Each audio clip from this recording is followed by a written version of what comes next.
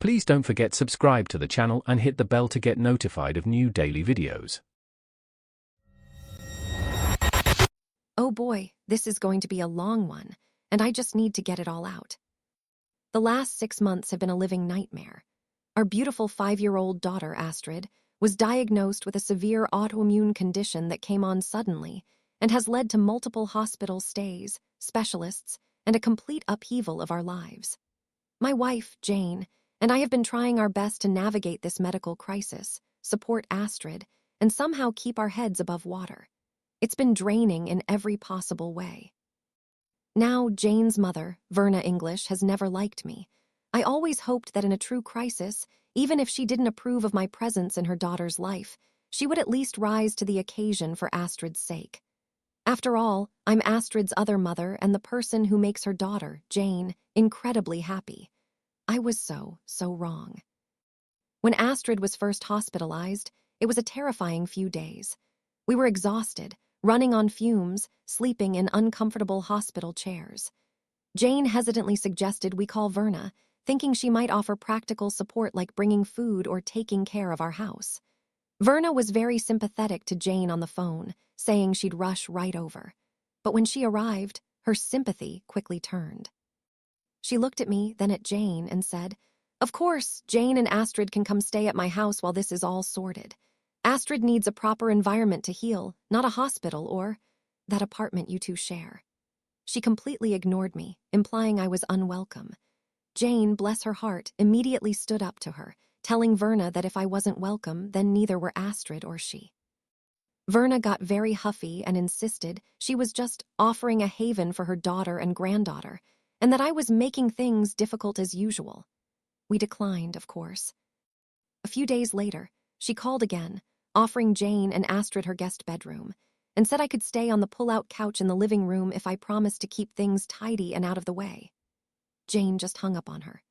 Verna then started calling other family members, sobbing about how Jane and I were spitting on her generosity, and how I was a selfish, ungrateful wife who was forcing her sick granddaughter to stay in a cold, impersonal hospital because I held grudges. She even hinted to a cousin that Astrid's illness was likely stress-induced by our unconventional lifestyle choices, directly blaming me for Astrid's condition. Jane had to do damage control, explaining to everyone that Verna's offers were deliberately exclusive and demeaning.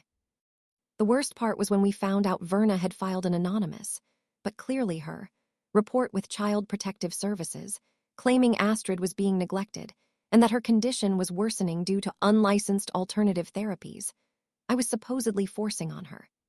CPS showed up at our apartment, and while they quickly closed the case once they saw Astrid's meticulously organized medical charts and our loving home, the humiliation and stress were immense. I literally had to prove I wasn't harming my sick child. Then there was Jasper, Astrid's emotional support dog, a scruffy terrier mix we adopted 2 years ago. He was her shadow, her comfort.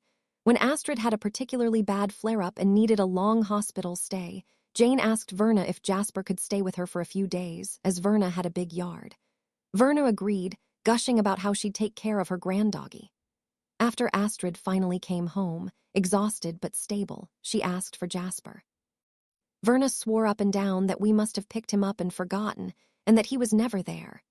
Astrid, already fragile, started crying, saying she remembered talking to Grandma Verna about how Jasper would be there until she was home. Verna just kept gaslighting her, saying, "Oh, sweetie, you must be confused from all the medicines. He was definitely picked up. Perhaps he ran off later, who knows?"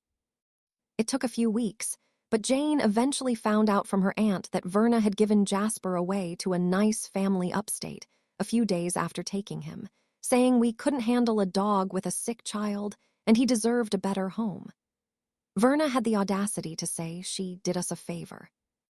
That was the absolute last straw for Jane. She immediately went completely no contact with Verna. Verna has been trying every single trick in the book to get our new clinic address. We switched for Astrid's care and moved neighborhoods for better access. But Jane has told anyone who asks that if they give Verna any information, they'll be cut off too. If she can't be supportive during our worst, she certainly doesn't deserve to be there for our best, or even our mundane. I feel an overwhelming wave of relief, but also sadness that Astrid has to miss out on having a grandma who cares. The community offered support, validating our decision to go no contact with Verna. Common advice centered on maintaining firm boundaries to protect Astrid and our immediate family's well-being, emphasizing that Verna's behavior was abusive and unacceptable, especially during such a vulnerable time. User boundaries, Arbliss said. "Oh my God, I am so incredibly sorry you and Jane and Astrid are going through this. Your mill is a monster. Accusing you of child neglect to CPS and giving away Astrid's ESA. That's beyond cruel, it's sadistic. Jane made absolutely the right call going NC. Protect your little family at all costs. You are an amazing mother, and don't let that woman's poison make you think otherwise." User Survivor Not Victim said, "This hits home so hard. My own mill pulled similar stunts when my son was diagnosed with type 1 diabetes, claiming my diet choices were to blame. The gaslighting is infuriating. You absolutely did the right thing by cutting her off. Your energy needs to go to Astrid and Jane, not to defending yourselves from a toxic black hole. Wishing Astrid a speedy recovery and peace for your family."